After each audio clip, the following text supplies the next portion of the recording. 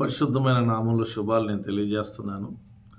మరి Christmas season రాగానే అందరి కుటుంబాలు చాలా సంతోషంగా, ఆనందంగా గంతులు వేస్తూ ఉంటాం. ప్రాముఖ్యంగా చూస్తే ఈ క్రిస్మస్ సీజన్‌లో అందరి గృహాలు చక్కగా డెకరేషన్, సున్నాలతో, తర్వాత ఇంట్లో పిండి వంటలు, ఇక మన శరీరాలకు కావాల్సినటువంటి మంచి కలర్‌ఫుల్ దుస్తులు ఇవన్నీ కొనుగోలు చేసుకొని ధరించుకొని హ్యాపీగా మనము ఈ క్రిస్మస్ సీజన్‌లో ఉంటూ ఉంటాం. కానీ ఇవన్నీ ఎంత ప్రాముఖ్యతనో వీటన్నిటికన్నా అత్యధికమైనటువంటి ప్రాముఖ్యత ఏంటంటే అసలు క్రిస్మస్ సీజన్‌లో మన జీవితాన్ని మనం ఒకసారి పరిశీలించుకోవాలి. గడిచిన దినములన్నిట్లో కూడా దేవుడు ఎంతగా కాపాడాడు, ఎంతగా తను సంరక్షిస్తూ మనకి జీవితాన్ని ఇచ్చి ఈ దినం వరకు ఇలా తన కాపుదల్లో మనం భద్రపరిచి మనని, మన కుటుంబాన్ని, మనకున్న సమస్తాన్ని ఆయన ఆశీర్వదించిన విధానాన్ని జ్ఞాపకం చేసుకొని దేవునికి కృతజ్ఞత కలిగి ఈ క్రిస్మస్ సీజన్లో దేవుణ్ణి మన హృదయంలోకి చేర్చుకొని అలంకరణ అంతా కూడా ఎంత ప్రాముఖ్యతనో ఈ హృదయంలో దేవుడే వచ్చి నివాసం చేస్తే ఆ అలంకరణ, ఆ ఆనందం ఎంత గొప్పదో ఆలోచించండి. అంటే నా ఉద్దేశంలో చెప్పే మాట ఏంటంటే దేవునికి ప్రాముఖ్యత ఇవ్వాలని నా ఉద్దేశం. ఈ లోకంలో ఉన్న వాటి అన్నిటికీ మనం ఇస్తాం, కానీ దేవుడి దగ్గరకు వచ్చేటానికి మన సమయాన్ని కాస్త వెనుకకు తీసుకుంటూ ఉంటాం. అయితే నేను చెప్పేది ఏంటంటే దేవునికి ఎక్కువ సమయాన్ని ఇచ్చి దేవుని మన హృదయంలో చేర్చుకొని దేవుని మనసారా ఆరాధించి దేవుని కొనియాడడమే నిజమైన క్రిస్మస్. ఆయన చేసిన మేలులన్నీ కూడా గుర్తు చేసుకొని దేవునికి కృతజ్ఞత కలిగి జీవించడము నిజమైన క్రిస్మస్ అండి. మరి ఈ దినం కొన్ని విషయాలు క్రిస్మస్ గురించి మనం తెలుసుకుందాం. మరి క్రిస్మస్ అంటే క్రీస్తుని ఆరాధించడం అని మనకు తెలుసు. ఎలా ఆరాధించాలి? నామమాత్రమైన ఆరాధన కాదండి. దేవుని యొక్క గొప్పతనాన్ని గుర్తు చేసుకొని దేవుడు ఏమై ఉన్నాడు, దేవుడు ఎలాంటి స్థితిలో నిన్ను నన్ను కాపాడుతూ ఆయన మనని ఎలా జీవింపజేస్తున్నాడో గుర్తు చేసుకొని ఆ దేవుణ్ణి తన మందిరంలోకి వెళ్ళిన మనము, గృహంలో ఉంటున్న మనము ఆయనని మనసారా హృదయపూర్వకంగా ఆరాధించే వారిగా ఉండాలండి. మరో విషయంలో క్రిస్మస్ అంటే సమాధానము కలిగి దేవుని సమాధానం పొందుకోవడం. మన కుటుంబాల్లో మనం ఉంటాము, మనకే సమాధానం ఉండదండి. ఒక్కోసారి ఒకరంటే ఒకరికి పడలేని స్థితిలో ఈ క్రిస్మస్ సమయాల్లో మొదటిగా మనం సమాధానపడి దేవుని సమాధానాన్ని పొందుకోవాలి. తన గుడిలోకి, తన మందిరంలోకి వెళ్ళినప్పుడు అందరితో కలిసి ఆ దేవుని ప్రభుబలలో మనం పాల్పంచుకున్నప్పుడు ఆ సమాధానాన్ని కలిగి ఆ సమాధానాన్ని బట్టి ఈ లోకంలో కూడా మనం అందరితో సమాధానంగా ఉండడమే నిజమైన క్రిస్మస్ అండి. క్రిస్మస్ అంటే దేవుని దగ్గర నుండి పొందుకున్నది ఇతరులకు పంచడం. ఏం పొందుకున్నామండి మనం? ఈరోజు ఇలా ఉన్నామంటే దేవుని కృపనే. ఈరోజు 3 పూటలు తినగలుగుతున్నామంటే దేవుని కృపనే. ఉద్యోగాలు చేసుకోగలుగుతున్నామంటే దేవుని కృపనే. పంట పొలాలను పండించుకోగలుగుతున్నామంటే దేవుని కృపనే. చక్కగా నడవగలుగుతున్నామంటే దేవుని కృపనే. ఏ నొప్పులు లేకుండా, బాధలు లేకుండా, హాస్పిటల్కు వెళ్లకుండా, ఎటువంటి వైద్యానికి గురి కాకుండా నెమ్మదిగా సంతోషంగా ఉన్నాము అంటే అది దేవుని కృపనే. ఇదంతా మనం పొందుకుంటున్నాం కాబట్టి ఆ పొందుకున్న దాన్ని బట్టి దేవుని దగ్గర నుంచి పొందుకున్నది మనం ఇతరులకు కూడా సహాయం చేయాలి. ఏం సహాయం చేయగలుగుతామండి? దేవుడు చాలా ఇచ్చాడు మనకు, తినంగా మిగిలేంతగా ఇచ్చాడు. మరి లేని వారు ఈ లోకంలో చాలామంది ఉన్నారు. నిరుపేదలు ఉన్నారు, బట్టలు లేని వారు ఉన్నారు, నివాసం లేని వారు ఉన్నారు, ఒక పూట అన్నం లేని వారు ఉన్నారు, బలహీనులుగా ఉన్నవారు ఉన్నారు, రోగులుగా ఉన్నారు. వారికి మనం ఏం చేయగలుగుతాం ఈ క్రిస్మస్ సమయంలో?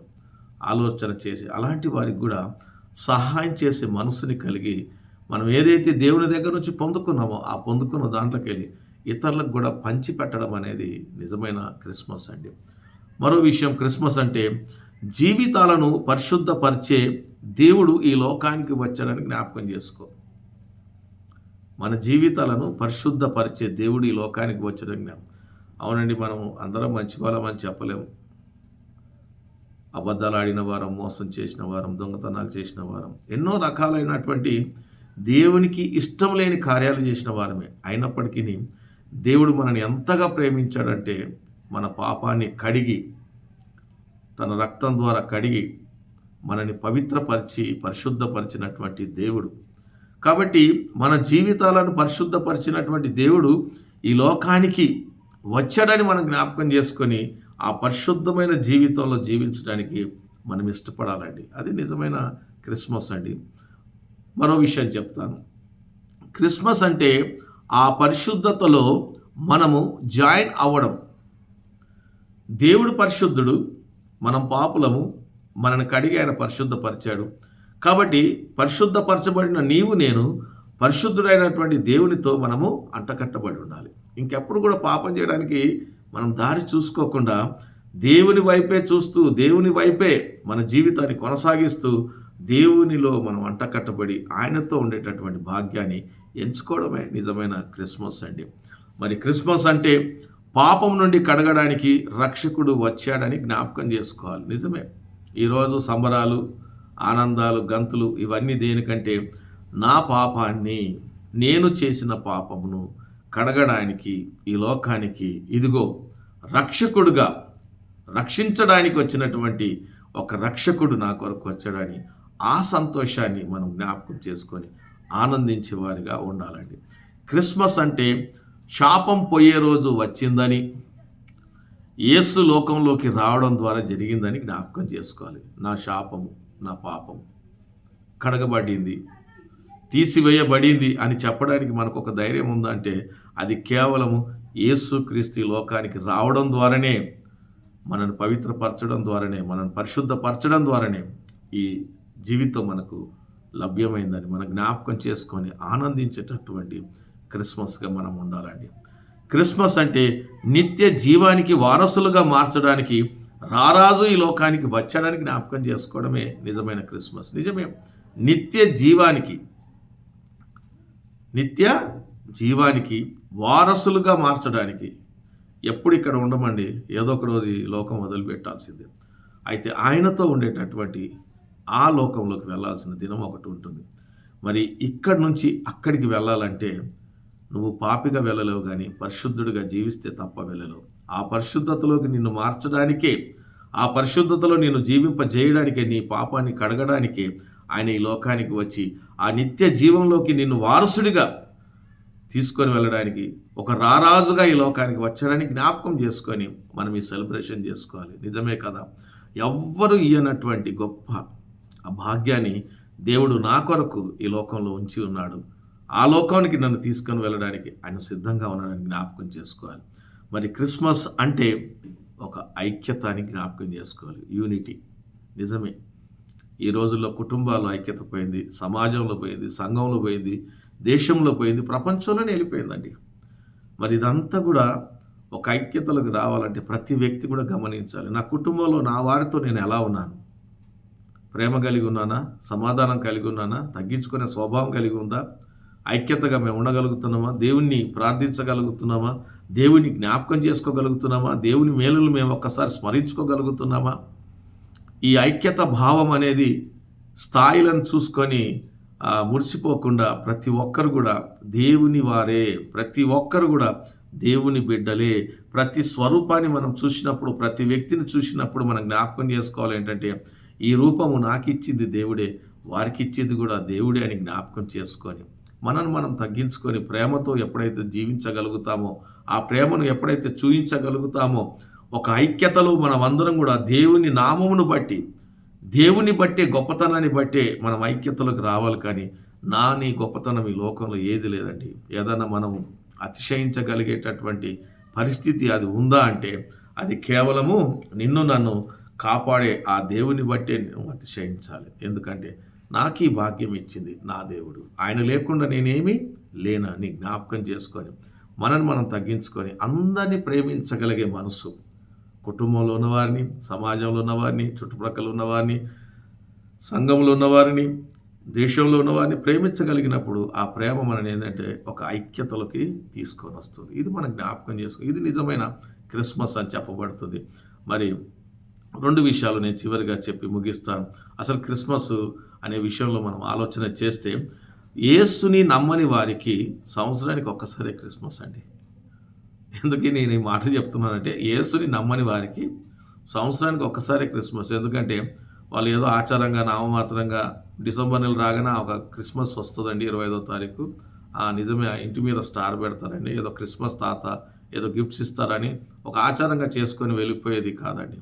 అది ఎవరికి ఉంటుందంటే యేసుని నమ్మని వారికి ఉంటుంది. మరి యేసుని నమ్మిన వారికి ఎలా ఉంటుందంటే హృదయంలోకి యేసుని చేర్చుకున్న వారికి, హృదయంలో చోటు ప్రభుకు ఇచ్చిన వారి జీవితాలు ఎలా ఉంటాయంటే ప్రతి దినము కూడా వారి జీవితంలో క్రిస్మస్ అనండి ఒక ఆనందంతో వెల్లివిరుస్తుందండి.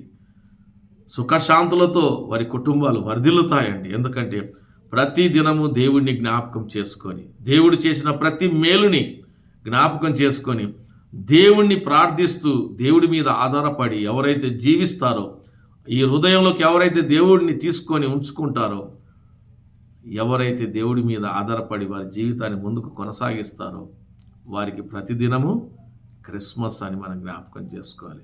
మరి ఈ మాటలు నేను తెలియపరచడానికి నేనేం పెద్ద గొప్పవాడిని కాకపోయినప్పటికీ ఈ క్రిస్మస్ సీజన్లో మనం జ్ఞాపకం చేసుకోవాలి. నిజమే కదా, దేవుడు ఎన్నో సంవత్సరాలు మన మీదకి వెళ్ళి దాటిపోతున్నాయి. మనం ఎన్నో సంతోషాలలో పాల్పంచుకుంటున్నాం, కానీ ఆ సంతోషాలు తాత్కాలికమైన సంతోషాలుగానే ఉండిపోతున్నాయి, కానీ అవి నిరంతరం ఉండగలిగే సంతోషం ఏదైనా ఉందా అంటే దేవునిలో ఉండి దేవుడు చూపించిన మార్గంలో జీవిస్తూ దేవుని ఆజ్ఞలకు కట్టడలకు లోనై వాటిని అనుసరిస్తూ మనము ఎలా ఉన్నామో ఎదుటి వారిని కూడా అలాగే ప్రేమించగలిగినప్పుడు అది నిజమైన క్రిస్మస్ అండి. కాబట్టి దేవుడే తనకున్నటువంటి సమస్తాన్ని వదిలివేసుకొని తండ్రి దగ్గర ఉండవలసినటువంటి ఆ మహిమ, కీర్తి, ఆ హోదా, ఆ గౌరవం, సమస్తము ఖ్యాతిని వదులుకొని ఈ లోకంలో ఏమి ఎన్నిక లేని మన కొరకు మనని ధనవంతులు చేయడానికి ధనవంతుడైనటువంటి దేవుడే దరిద్రుడైపోయి లోకంలో ఈ దరిద్రుని ధనవంతుడు చేశాడు. ఇంతకన్నా ఇంకెవరు కావాలండి ఈ లోకంలో? ఇలాంటి గొప్ప దేవుడు మనకున్నందుకు, మనం ఆయన బిడ్డలుగా ఉన్నందుకు సంతోషిస్తూ ఆనందిస్తూ హృదయంలో ప్రభుని చేర్చుకొని నిజమైన క్రిస్మస్ వేడుకను జరుపుకోవాలని ఆశిస్తూ నా మాటలు ముగిస్తున్నాను. దేవుడి మాటల్ని మన అందరి వీడికిలో దీవించి ఆశీర్వదించునుగాక. ఆమేన్, ఆమేన్.